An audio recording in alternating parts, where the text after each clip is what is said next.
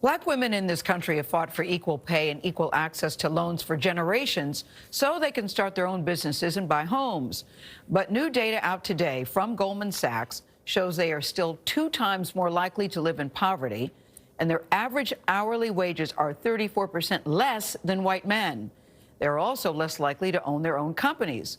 We met one business owner, her name is Jessica Johnson Cope, who is trying to change that. Her company, which has been in her family for generations, provides professional security to businesses across the New York metropolitan area.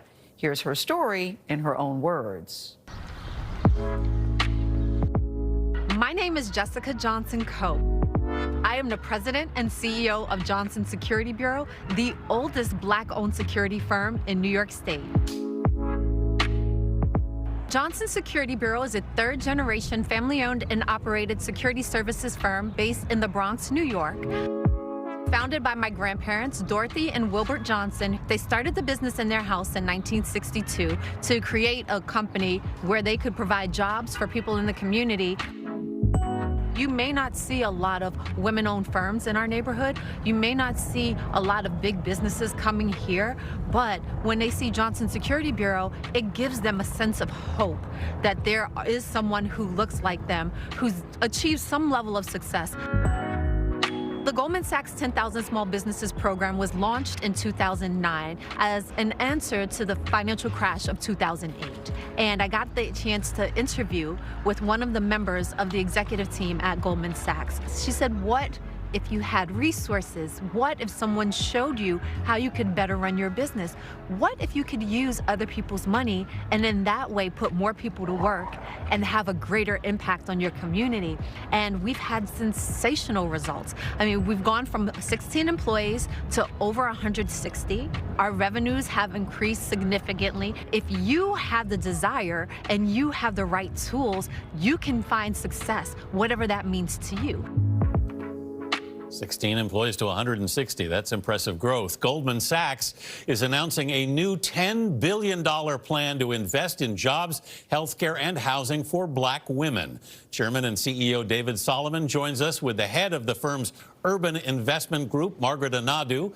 This is their first TV interview about the announcement. Good morning to you both, and I'm very glad it's warm enough in New York that you're both outside on the roof. Great to see you. Good. Well, we're really happy to be with you this morning, and it is definitely almost warm enough to be out on the roof. I'm probably just a little bit underdressed. All right, David, let's get you going then and warm you up. First, how will Goldman Sachs invest that $10 billion to help Black women? Well, we're very, very excited about this program, and we've been working for quite some time to think about a way that we can have a lasting economic impact.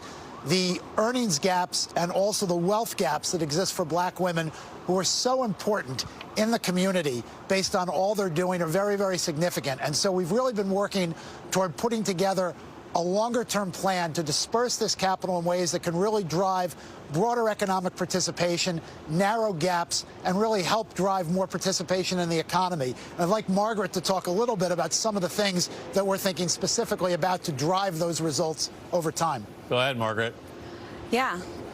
So as we think about the $10 billion and the impact that we can have here, you heard from Jessica Johnson just what it means to have that access to capital.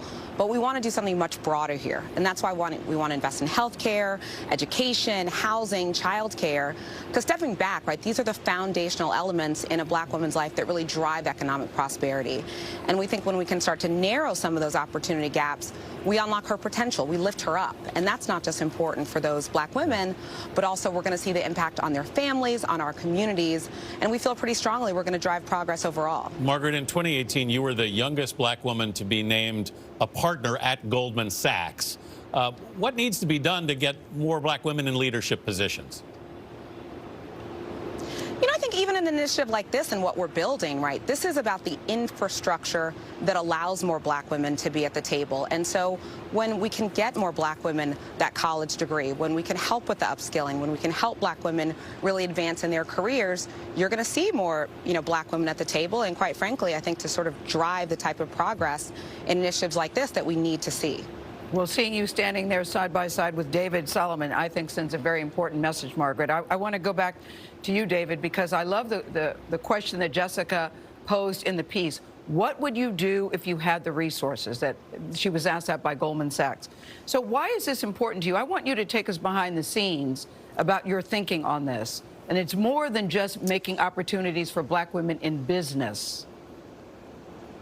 Absolutely, Gayle. It's much more than that. And I think the firm has learned a lot over the last 5 years, over the last 15 years, as we've made investments in other programs I know that you're familiar with, like our 10,000 Women program and our 10,000 Small Business program that Jessica is highlighting. And what we've learned is that if we take our research and we really dig deep to try to understand where there are problems or gaps in our society, and then we take our resources, our capital, our network, our ability to give people advice and help them gain access to capital, we can create a very positive impact over time. We can help lift people up. We can help them participate. And by the way, it's great for those people. But more importantly for our society, it helps us all economically. If we can close the wage gap for black women in this country, we can create 1.7 million more jobs, and we can increase economic GDP output by about $450 billion.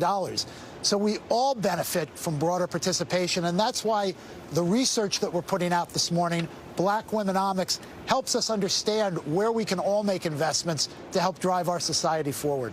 David, the House is expected to pass today, to vote today on the $1.9 trillion relief package, the COVID relief package. What else needs to be done? I mean, do you think it's enough to begin with, and what else do you think needs to be done to get the economy going again? Well, I think the most important thing, I think the economy is starting to do better, as we've all seen, as we are making progress in the pandemic. The most important gating item for us to get more economic recovery is to continue to advance on the vaccine, and for us to get to a place where people feel healthy, safe, and secure, that they can operate out in the world in a way that's normal and they can participate. So the biggest thing right now is to continue to get vaccines distributed, continue to get the uptake so that we can move forward and get past this horrible health crisis, which has really just amplified some of these inequalities that we see in our society. David Solomon, Margaret Anadu, thank you both for being with us this morning. We appreciate it.